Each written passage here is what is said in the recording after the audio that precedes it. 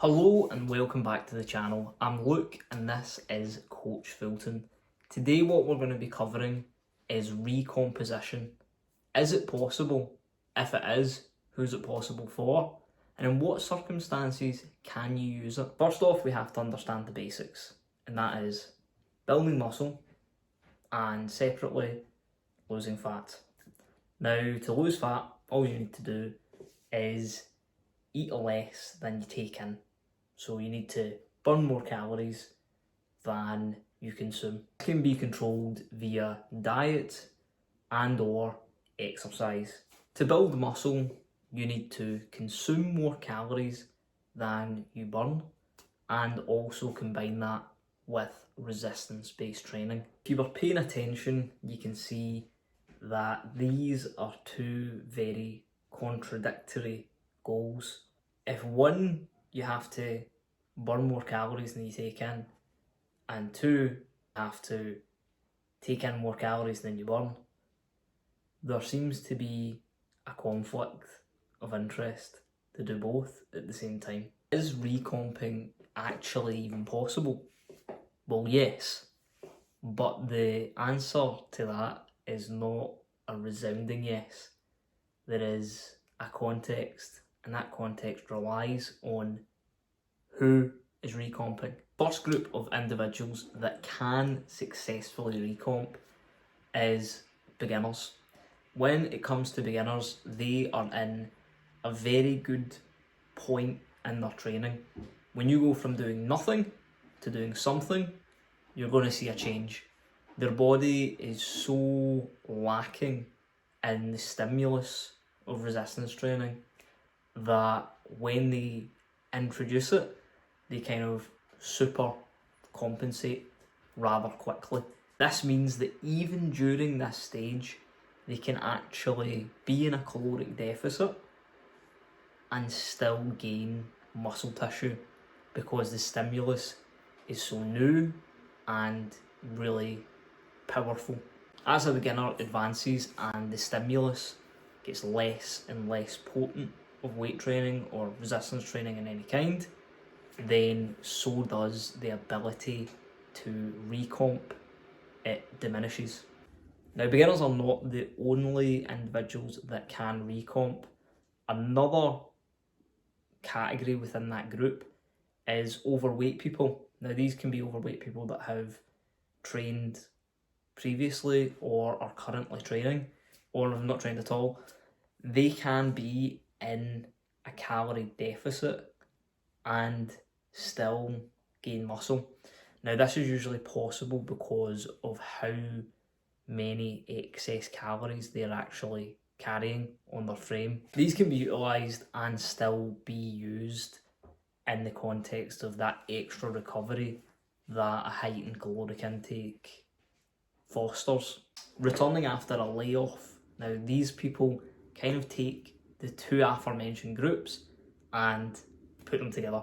If you've had some time off from the gym, maybe a significant amount of time, a couple of months, maybe a year, 2 years, whatever, what's going to happen is you're going to have removed the stimulus, kind of resensitizing you like a beginner, and most likely you'll have a lower caloric output, causing you to gain body fat.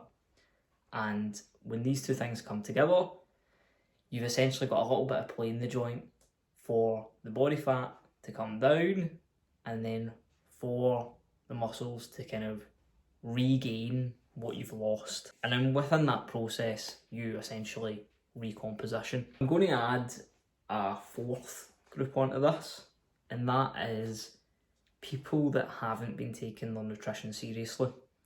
Now, when I say this, I don't mean overweight. I don't mean overeating. I can mean undereating.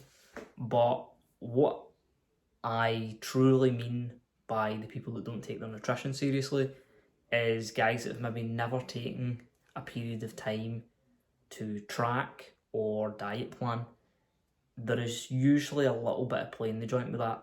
For instance, most guys I know that work out and don't take their diet seriously, when I've had them track their diet, they've actually been really surprised. I know a lot of guys that have been training for, maybe 2-3 years plus, that just don't look at their nutrition. They just eat what their girlfriend or their mum makes them, and that's about as far as their nutrition goes. A lot of these guys will say to me, well, I eat Greek yogurt for breakfast, and I had meat on my sandwich at lunch, and then my mum cooked, I don't know, chicken pasta for dinner, so I should be good in protein. And then when we actually tally up what they've eaten, what they've consumed that day, they're maybe only sitting on like 100 grams. So if you take that 100 grams and you take it to 150 grams, you are nearly guaranteed recomposition. This is just because if your protein count is so low and you're providing the stimulus, you've maybe got untapped potential that can be kind of tapped into. I think in a kind of tertiary level, quality of food does matter. If you are taking in your carb intake and it's all super fast acting, or maybe you're someone you're even taking in a high amount of sugars, you're probably going to experience a spike and a crash. And if you don't kind of think about meal timing to a level, I know it's very out of fashion and it's very like, the anabolic window. And I know that the anabolic window doesn't exist, but for instance, if you go to work out and you've not had breakfast and you didn't really eat last night, and then you go into the gym, you're probably guaranteed to have a bad workout. Whereas if you're someone that gets up, make sure you have a pre-workout meal, 1 to 2 hours before you train, that person's going to be fueled better for their workout, and then they're going to perform better on their workout. And if they do that every time they work out, they're going to see an increase in performance, and from that increase in performance, they're then going to see that trickle down into results. As you can see, I've changed location and outfit and camera angle. Reason for this being is that my phone died during the filming of this, so I'll just pick up exactly where we left off. So who's it not for? Who doesn't fit the ideal candidate for recomposition? Number one, advanced lifters. If you've been lifting for a long time, you're likely to have taken your diet seriously, you're likely to have taken your training seriously. So the idea that you're going to put on more muscle and lose fat at the same time, at that kind of later stage, if you've been at this for 5 years, recomposition, gaintaining, whatever you want to call it, is just kind of not on the cards for you. I know there's a lot of people that are more advanced than me, clearly, that do claim it works. You've got guys like Greg Doucette that really are really into it. But I think that is usually a combination of amazing genetics and drugs, unfortunately. Number two is people that are in extreme caloric deficits. Even if you're like fairly new to the gym or you haven't taken your diet seriously, if you have like super low calories for yourself, you're not going to put any muscle on. There's no hope for recomposition.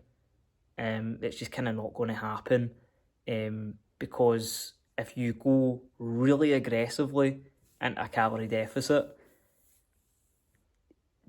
even with all the factors being wonderful, your training, your protein intake, maybe having quite a low experience level, there is a point that it can just be so low that your body is just not willing to cooperate and put on the muscle.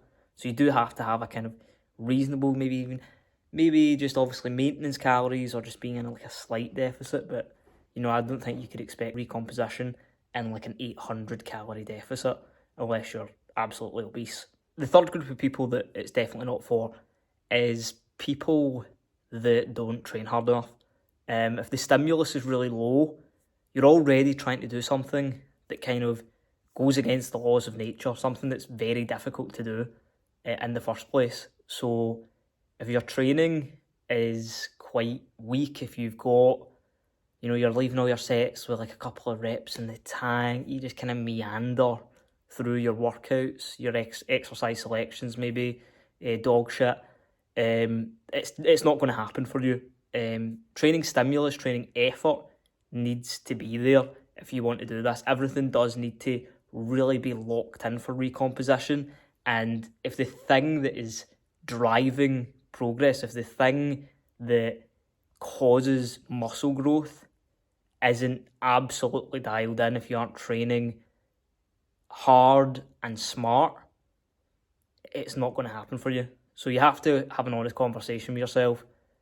Are you trying hard enough? Are you serious about your training? Are you consistent? Because if you're inconsistent, you're probably not going to gain even in a small, caloric surplus or whatever. So to try and recomp with an inconsistent routine is nigh on impossible. So we've kind of covered a lot of these already, but I do want to give an exact kind of blueprint to maximise your ability to recomp. Keeping your calories at maintenance level. This is important because if you put yourself into a surplus, yeah, you're going to gain muscle, and it's probably the most effective way of gaining muscle, but you're also going to gain fat. If you put yourself in a deficit, it's going to be nigh on impossible to build any kind of extra muscle because you're already disadvantaging yourself. You will lose fat, but you'll be damned to make any progress on your muscle growth. You have to be getting your protein in. It has to be high quality sources of protein. If you're making your nutrition all that more difficult by choosing a strategy like recomping, it means that everything needs to be dialed in. If there's a 2% difference somewhere, that maybe eating after a workout it only gives you 2% better results. If your goal is recomposition, you have to chase stuff like that. If your goal is recomposition, you need to think about, like, am I taking creatine? Am I meal timing? Am I watching electrolyte balance? Am I giving enough in my sessions? Am I really training the absolute hardest and smartest I can? Am I sleeping enough? It all comes together because it is a more difficult thing to do. So you do have to be really on the ball. The most important thing is patience and consistency when it comes to this, because it isn't a quick fix. Recomposition is the slow path. It is taking the scenic route to your destination. A lot of people prefer recomp because they can kind of look good year round, but it is definitely the slower way. You might only add a little bit of muscle, lose a little bit of fat. So you have to be really patient, and you have to be really consistent with what you do. So is it possible to recomp, to lose fat and build muscle at the same time? Yes, but under very specific circumstances. If you're a beginner, as we covered, it's going to be easier. If you're more advanced, it's going to be harder. If you've taken a training break, you might be able to do it to get back to your old level, but you can't expect to do it if you've been training consistently with great nutrition and everything kind of locked in for a long period of time. Recomposition, I think, is something that can only really happen when, I suppose, in a sense, you've been slacking somewhere. If everything is up to scratch, up to par, then recomposition probably isn't going to be something for you. Now, if you do prefer to kind of be lean year round, recomposition probably is much more up your alley, but it is definitely the slower way to do things. In my experience, I found recomposition to be good when I started. I started at about 55 kg. I don't even know what that's is in pounds, but it's a very low body weight, and via training I went up to 60 kilos, but that was still quite a low body weight, and I never changed my diet. And for about 2 to 3 years I just stayed 60 kg. The numbers went up on my kind of lifts. I managed to get a 2.5 times body weight deadlift, managed to get over 2 times body weight squat, and about a 1.75 times body weight bench press. But, you know, if you put me in a big shirt or anything like that, you had no idea that I lifted. You know, it wasn't really good for actually adding tissue onto the frame. You know, I managed to get some impressive body weight numbers, but the numbers themselves, when stacked up against, you know, a lot of these kind of more similarly advancement level guys, but that were at a higher body weight than me, it didn't stack up as well. In the last year or so, I've now kind of moved over in a kind of bulking and cutting strategy, and I found for me, bulking and cutting is definitely the more efficient way of doing it. But you can let me know down below if you completely disagree with me. Let me know. If you hated the video, let me know. If you did like the video, please let me know as well. And if you liked it, do like it and subscribe for more. Click the notification bell so you can stay up to date with the latest videos. And I'll see you in the next one.